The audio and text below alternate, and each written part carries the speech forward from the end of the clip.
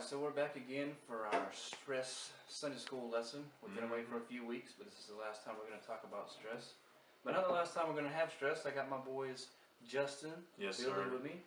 So last time I made a Sunday school video, I asked Devin and Leah if they had ever been without the essentials like food and water and clothing and shelter. But they said they'd always had everything provided for them, but they still had stress in their life. So today I want to ask you a different question. So how do y'all picture God in your mind? What do you think he looks like? I picture a Morgan Freeman, but like a little bit older, if you can imagine that. Right. Yeah. What you got, Billy? I think a guy with like curly hair, or basically the guy who played Qui-Gon Jinn. I think his name is Liam Neeson. Oh.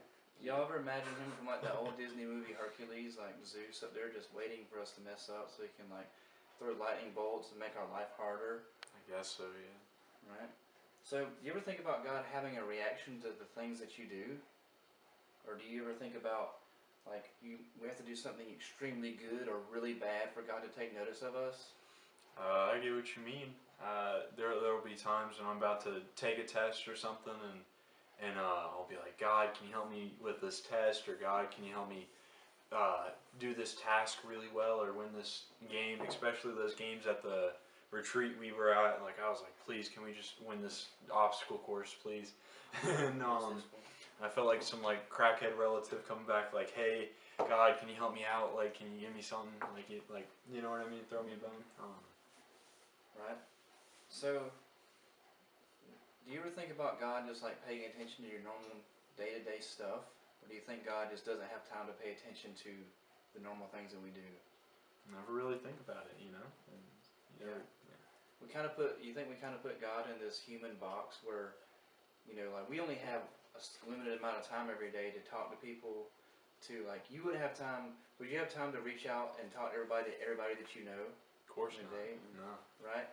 So like in our human brain, we think about how God doesn't have time to listen to everyone's prayers, right? Yeah. That's not really how it works. So when there's stress in our life, we get to choose how to deal with it. We either get to deal with it with fear and worrying or with confidence. With the confidence we have in God, knowing He's on our side and He'll take care of us, is the best way to face stress head on. Have you ever felt so stressed out you felt frozen with fear? Like, have you ever waited until like the night before you had a project or a paper and you started it? Oh yeah, for sure. What does that feel like, Billy? For me, it's like,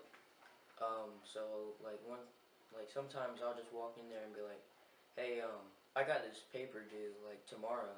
Then my parents will be like, well, you're gonna do it right now. It's like, makes you feel like you gotta do it, and it's like, it's weird. I don't know if that. I get you. I don't know, whenever I have something like that, that seems to be the day where my parents will be like, hey, can you cut the grass and clean the house and babysit all day, please? When I'm like, oh, I gotta work on it. Oh, what? You should have done that like last week. And then I'm just even more stressed. Then I'm really tired after doing all that and I just go to bed, forget about it. Dang it, man. Awesome. Well, that kind of, for me, that kind of never went away when I became an adult and got a regular job. Like, in our department, we get work from other departments. A lot of times, the other departments and agencies will wait till like the last minute or the last week that a project is due, and they'll just dump it on us. Mm-hmm. So we have that same kind of stress now. Oh yeah. Like it's almost like it never goes away. Billy, you want to read this piece of scripture real quick? Yeah, sure. It's Romans 8, verse 31. What shall we say about such wonderful things as these? If God is for us, who can ever be against us? So that's kind of the motto for our church. Our pastor uses it all the time, but he says it a little bit differently. Do y'all know how he says it? He says the Lord is on your side. The Lord is on your side. What do you think he means by that? He's always with you. Like if you're even if you're in the bathroom, he'll still be right there with you. Oh yeah. Yeah. If you're not following that Ben rule, 4 feet on the ground or something like that, he's there too. You know? Yeah. So I think that what he's saying is, God is on our side. Like, God is not sitting there waiting for us to mess up. God's not sitting there waiting for us to make mistakes or stress out about them, then make more mistakes and try to do better. God is there to give us the best life possible now. Right? He wants us to be successful in the things we're doing now. He wants us to be successful in the things that we're doing in the future, and when we're with Him. So God wants the best for us wherever we are. Mm-hmm. So the question of what do you want to be when you grow up is hitting really close to home for you, Justin. So you're 18 already. You're going to be graduating this year. So how does that cause you stress about what's in your future? I'd say it causes me stress in the fact that the decision I make for the rest of my life, like, is for the rest of my life. Like, whatever I do now sets up what I'm gonna do until I'm like 50 or 60, and I hope I make the right decision to do it. So, Billy, like, you're about to go to high school next year. How is that going to be different for you? Does that cause you any stress, or you're just not worried about it? I'm kind of worried about it, but I'm kind of not. Like, it's kind of like off and on because, like, stress, like, you don't know, like, who's going to be there, like, what type of people, you know what I'm saying? Like, if there's, like, going to be a bunch of people that are, like, rude and stuff, or if there's going to be, like, and, like, different friend groups, you never know, like, if, like, one friend's moving or anything, Right. or, like, if they're not going to the same school, it's kind of weird. You Yeah. gotta make new friends. So, if you have a different friend group, or you leave the youth group like you're about to do, Justin, potentially, do you think it's going to be harder to think about how God is on our side and that He's with us all the time? Or are we just going to try to do everything ourselves all the time, you think? I don't know. Knowing me, I like to try to do everything myself. So I think for a little bit I'm going to be very arrogant, or I'm hoping I'm not. I don't know. I'm just trying to guess me here. I might be arrogant for a little bit, think I'm killing it myself, and then I'll have a realization. I'm like, I'm not doing any of this for God. I'm doing it for me, and hopefully. But let's hope that doesn't happen. Hopefully, I just stick with God the whole time. Right. So imagine this. Imagine if anything stressful happened, you stopped and thought, I'm not going to be afraid and worry about this because I know that God thinks I'm valuable and He's going to take care of me. What if you went into every situation thinking like that? How would that be different? I feel like it might.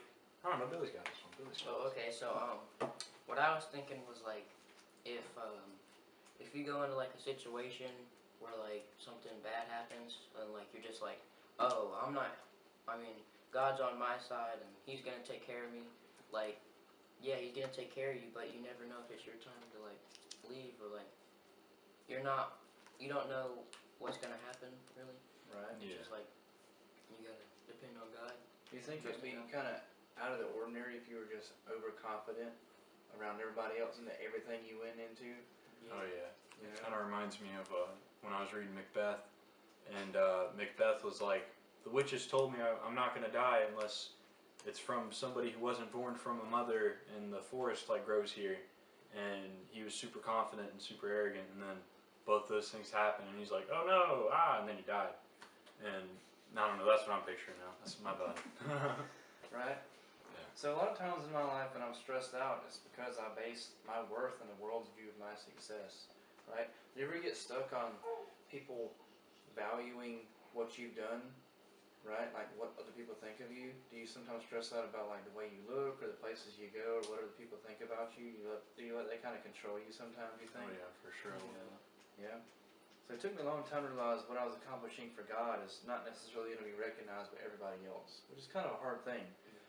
Justin, you want to read the other piece of scripture for us? I would love to, Andrew. What's funny? There is no fear in love. Instead, perfect love drives out fear, because fear involves punishment. So the one who fears has not reached perfection in love. So I feel like a lot of times what our fear is fear of the unknown, right? Mm-hmm. So a lot of times when I was in school, or even sometimes now, I get afraid of like not looking like everybody else, right? Yeah. Like I don't know like where I'm going to a new place. Am I going to do the right thing? Am I going to fit in? Right? Mm-hmm. It's like, what are some of the things that in the future that are unknown to you that cause you stress? For me, I think it's like what I'm gonna do in the future, because like I keep saying I want to be in the NFL or like in the NBA, but like you know you gotta have good grades and stuff, and like you gotta like work for it. You can't just like get it gifted to you. Right. I'd say some stuff that stresses me out about my future is I want to be a police officer. I want to do something in law enforcement, and I know that it's kind of a stereotype a little bit that cops are considered to be bad people. They're corrupt and all that stuff in today's society, and honestly, some cops are bad, and they have mean, cruel personalities in a way. And you know, y'all can agree with that. And I hope I don't become a mean cop, or I hope I don't become as less fun or something like that. I hope I stay Justin, if you will. Right. Guys, thank you for watching this video. You guys could have watched like any other video. There's like a billion other videos out there, but you chose this one, and so we're grateful for that. Justin, you want to pray us out? Yeah, I'll pray us out. But first, I want to thank you guys for coming and watching this video. I know it's hard coming out of your way to do something for God, and I'm appreciative that you guys came. Please click that like button and subscribe, turn on post notifications. Alright, I'm going to pray us out. Dear God, thank you for bringing us here today. Thank you for letting all these people come and watch us and learn something about you, Lord, in this time when doing things for you seems like going out of the way and seems like a chore, Lord. I want to ask that people get the strength and the will to serve you through all that's going on, Lord, and don't lose sight of you, Lord. And I want to ask that people who watch this video and everybody has less stress after watching this, knowing that they have you in their lives, Lord, and as us as well. And I ask all this in your name, amen. Amen.